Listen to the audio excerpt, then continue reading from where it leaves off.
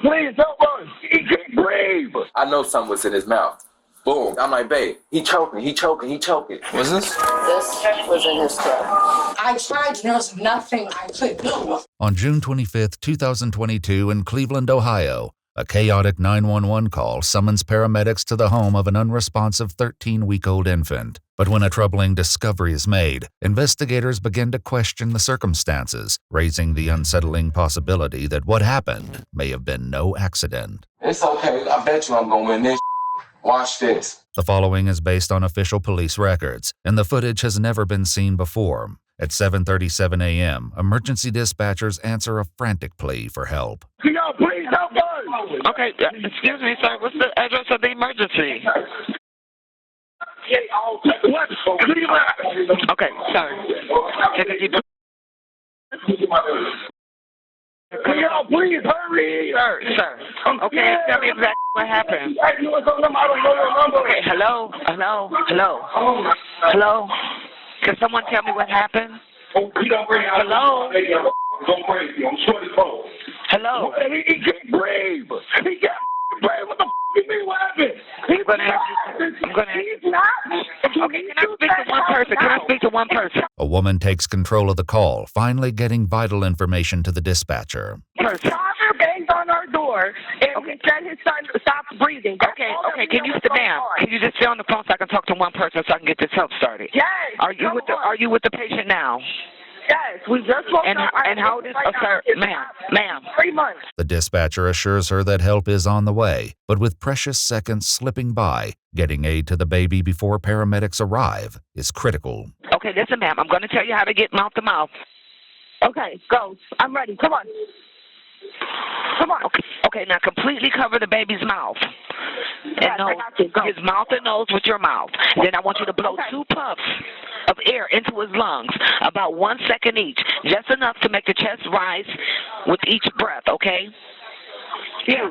Now, did you feel the air going in and out? Yes. At 7:46 a.m., paramedics finally reach the scene, 9 minutes after the call began. The 13-week-old baby is rushed to the Metro Health Hospital, but it's too late. The tragedy becomes far more disturbing when an alarming discovery is made during life-saving efforts, leading to an urgent call to police. Hi, Janice, Social Work Metro Health Medical Center. I'm calling to notify requesting police homicide, probably, for a baby death. EMS may have already called, but just in case, I need to make sure that it was called in. A quick check of her records finds no earlier notification to police. Why didn't they call us? It's a 13-week-old. I'll be honest with you, I don't know the address. Baby. I wonder why.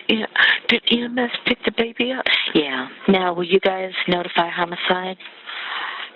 You know what? Are we calling this a violent death? No. Well, we don't know. Undetermined. Okay.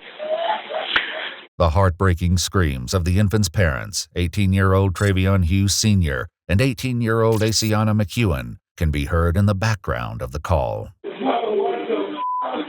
Oh. And they don't know how it happened? Undetermined. I mean, we have speculation, but I'm going to say undetermined. Okay. We'll get a car out there. Okay. All right. Probably sooner than later. They're going... They're who? They're going over here. They're going what? They're going crazy over here. Well, who's there? Is it Mom, Dad? Cleveland police respond urgently and make their way to the nurses' station, where hospital staff reveal the cause of their alarm and the reason homicide detectives have been requested. What's this? This was in his throat. Okay. You guys suspect foul play or anything like that? I don't think a 3-month-old's going to willingly shove that in their mouth. What is that? A baby wipe. A baby wipe? Yeah, 3-month-olds are like walking early in the, Yeah. Is that evidence? Baby wipe, you think that it's suspicious that I guess they could investigate on baby wipe or something? Yeah. So they have it over there. I think that it's Yeah. just listening to parents. They're devastated. The parents are actually going crazy here. Yeah. That's Metro PD. How the blood-stained baby wipe became lodged in the infant's throat is now a question homicide detectives must work to answer. They meet with the infant's parents as well as his brother Traveon and his brother's girlfriend Cassandra, the woman who performed CPR during the 911 call. Hi guys. Hi. I'm Detective Loomis. Dad? Yes. So sorry for your loss, folks, honestly. Who was at home at the time? All of you guys? Okay. I was at work. You were at work? Okay. Investigators meet with Traveon and Asiana separately in an effort to understand more about what happened with their son this morning. So, when you left for work this morning, was the baby sleeping? No, he was up. He was up? But I woke up and then I checked on that. It's like I do it every morning. I wake up and check on him because he sleeps right next to me in his bassinet. So I look on him. He was in the bassinet next to you? Mm-hmm. Okay. And he was up just staring. So I picked him up and I was just holding him and kissing him. And then I had put him down and started getting ready for work. After leaving for work, Traveon was left to care for the baby. Not long after she left, the infant began to cry. When he was crying, I made him a bottle, and he'll choke himself like he greedy. He'll be Good choking. eater. You feel me? Good eater? So I'll be pulling it out of his mouth, get him pick him up, burp him, send him back down, let him drink again. I keep burping him because he'll keep doing it. He's premature, so I always did it constantly for him, and I set the little wipe under his neck because when it's dripping down, you know how milk smells. What time did he call and say the baby was choking? I was already on the flight. Before the baby was choking and everything, I was already on the phone with him. It was like around 7. I don't know the precise time because I'm a DSP. I take care of older people with disabilities. So I was taking care of him, but I had my AirPod in, so I was listening to him. We was talking and everything. He was like, okay, I'm finna step out the room real quick. He went to go step out the room. Then he got quiet. I didn't hear nothing. Then he came back in the room and was like, the baby choking, the baby choking. I know something was in his mouth. Boom. After I'm trying to go down deep into it, I'm like, babe, he choking. So I'm trying to get this out his mouth. I'm constantly doing it, but it's not working. So I'm overly panicking. He then explains that when his efforts to remove the obstruction weren't working, he ran to get help from Traveon and Cassandra. My big brother grabbed him, rushed to the kitchen, set him down on the countertop in the kitchen, doing this. So you feel me? We see nothing. What we doing is working, so we called the ambulance. Who calls 911? His lady, his girl, my sister. I call her my sister. Yeah. She calling the ambulance, telling them to rush here, like, please hurry up. Please, can y'all hurry? Rush, please, can you feel me? Then y'all was taking like over 20, 30 minutes, so we just waited. It's still sitting here, and he's constantly, you feel me, like getting this little move, and I see it's not in his throat no more. It felt like it was lodged right here. When I was trying to go in here to his neck to get it out, he closing his mouth. He don't want me in his, like, you feel me? Like, he don't want me in his mouth. He closing it. You feel me? And that's what's made me hard for me to go in there because my hands are so thick. Well, you can feel it in there. You just couldn't get a grab on it. Just get on it. You feel me? Because it was too slippery. Did he say anything else to you? No, when I got to the house, I'm like, what happened? How did he choke? And then he was like, was wiping him down, the milk and stuff off him. He set the wet napkin, the wipe next to him, and walked out the room. And when he came back, the wipe was inside the baby's throat. He said he was trying to pull it out, but he couldn't. His hand was too big. Back at the house, officers monitor the property, which has now been secured as a crime scene. Investigators arrive on site and begin discussing the details of the case. Once we got there, the nurses and the doctors showed, did you see the projectile? The little baby light that was in its throat. Yeah. How does a 3-month-old do that? Yeah. That doesn't make sense. It was a pretty big one. When they learn Cassandra's 2 children also live in the home, some officers begin to speculate, unconvinced that what happened was merely an accident. Something happens there. Accident, just grab that thing itself and shut it down his throat.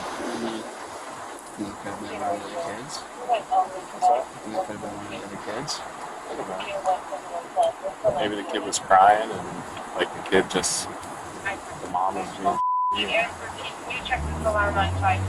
wasn't going and soothing the child, so the kid just like can't sleep, so I'm just gonna shut it up, you know?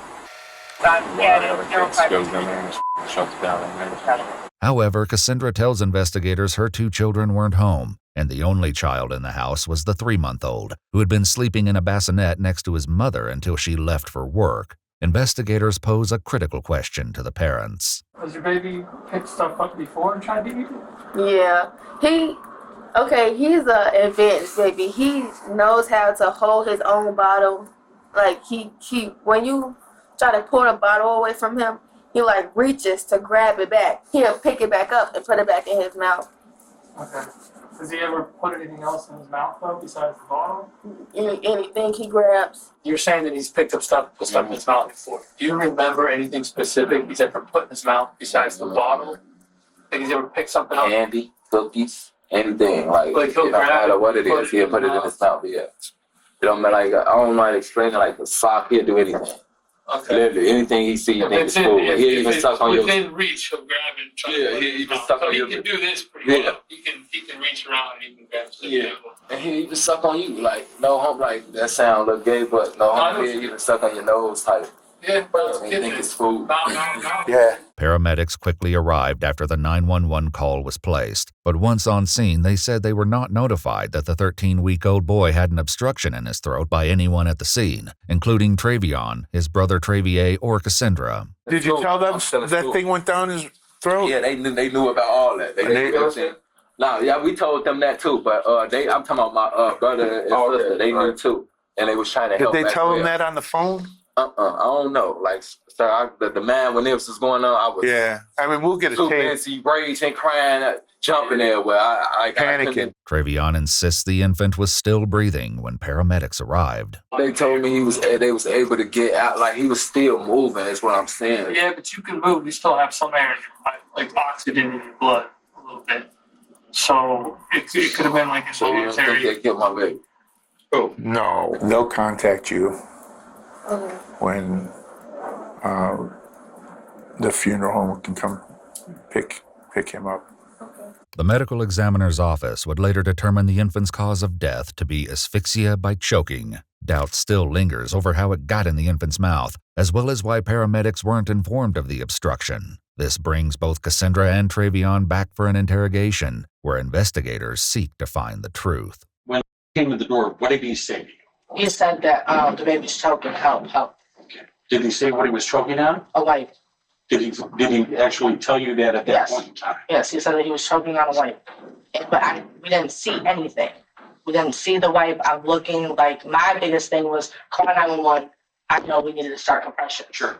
His mouth was so small, so then as I'm on the phone 911, I took the side back, like she said, I'm doing the CPR, the compressions and everything, and it seemed like he, I thought was getting air and keep going because he did, and then there was nothing.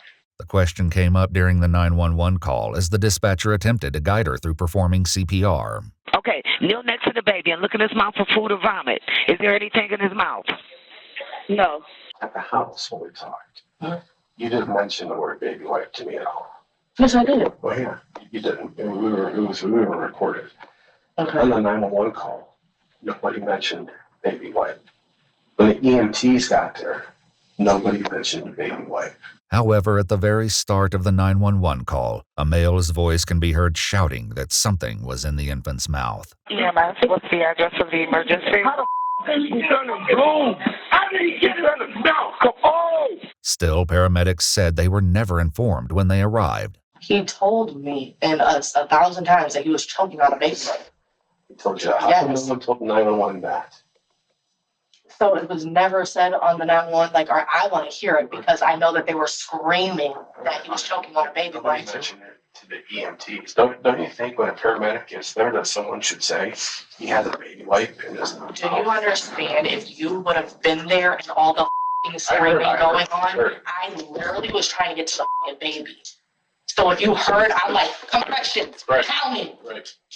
I tried to save that baby, and there was nothing I could do. Nothing you could have done. There's nothing.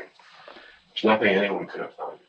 When investigators bring up something she said back at the crime scene, it leads to frustration from Cassandra. What was the blood that you talked about seeing? Where was the blood at? I didn't see any blood. I never said that. No, I did not. During their initial walkthrough of the crime scene, Cassandra mentioned what she was told by Traveon. He said that he changed his diaper, was washing, like wiped him up and everything, and that he had just like a little scratch or something on his neck from cutting himself, and then one like on the side of his mouth.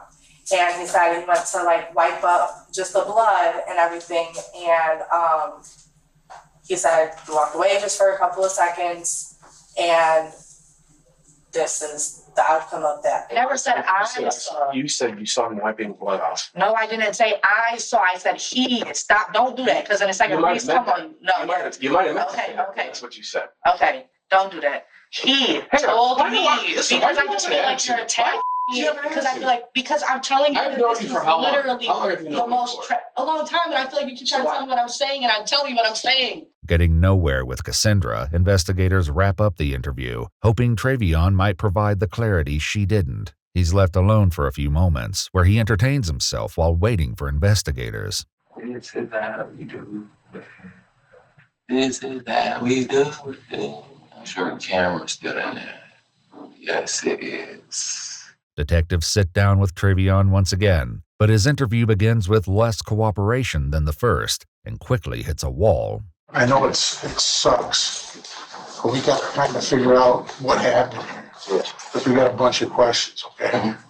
So, but before we ask the questions, we're going to give you your Miranda warnings, okay? I know, but I'm not speaking without my lawyer. Okay.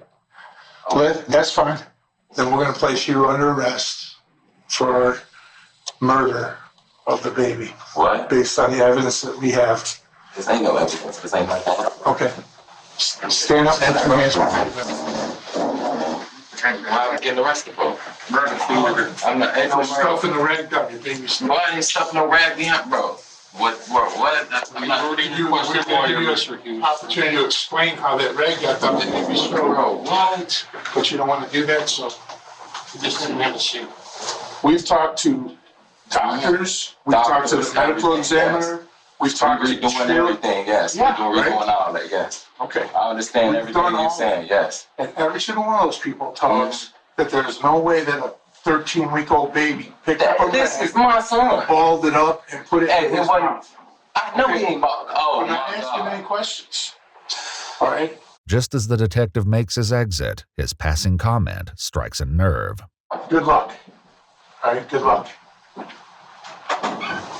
So, officer, come here. Come sit. Come. Now, what you saying good luck for? I said good luck with your defense, with your case. Okay. All right? And I mean that. I hope that you can pull it off. Pull what off, officer? Like this the last something. Getting out of these charges. But you saying pull it off like it's the last something, officer. You said very, very clearly that you tried to pull that rag out of that baby's mouth. They don't got, no, when I went in the room, my baby mom was on the phone the whole time. I don't want to talk to you. Once the detective leaves, Traveon waits on his own with nothing but his thoughts. Boy, what the? Do I look like some sick individual to any of y'all? It's okay. I bet you I'm going to win this. Watch this. Getting justice for my son. Arresting an innocent boy. Murder. What? Sick white people. Boy, I swear to God, I hate racist people. Boy, they so racist. Now, if I was white people could be so cruel. Boy, what the? Officers return and arrest 18-year-old Traveon Hughes Sr., who was later charged with murder, involuntary manslaughter, and 2 counts of endangering children. He entered a plea of not guilty on July 28, 2022, choosing to present his defense at trial. According to news reports, while awaiting trial, Traveon and Asiana welcomed another child, whose young voice can be heard in a call between the 2 parents from jail. Hey, baby. Hey, baby.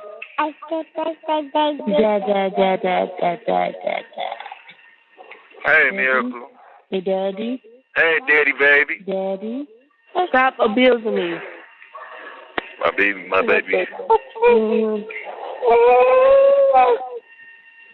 Babe, let her hit you. What the hell? Don't have her cry. Let her hit me. Let her hit you. I am. Like no baby. She can hit me all the she want to hit. Make you feel away from Granny? My baby can slap me if she wants to. Bye-bye, Dada. During Travion's trial, which began on May 22, 2024, Asiana testified that she was on FaceTime with Traveon at the time of the incident and that she saw him pick up the baby and run out of the room after screaming that he was choking. Tests of the baby wipe revealed the infant's DNA was present, but there was no trace of Travion's. However, while both parents told investigators the infant would regularly grab things and put them in his mouth, a forensic pathologist with the Cuyahoga County Medical Examiner's Office testified that a 13-week-old doesn't have the dexterity and ability to force a wipe to the back of their throat, arguing it had to have been placed there intentionally. Ultimately, the jury found Traveon guilty. The baby's mother defended Traveon during a court hearing, telling the judge he was making a mistake. Traveon was sentenced to life in prison with the possibility of parole after 15 years. An appeal was later filed, arguing that there wasn't enough evidence to prove Traveon forced a baby wipe down his son's throat. The appeals court rejected the claims and upheld his conviction. If you'd like to see select new videos early and help us keep uncovering case files that rarely come to light, you'll find extra footage and unseen details on our Patreon. Channel memberships here on YouTube also include early access to select new videos.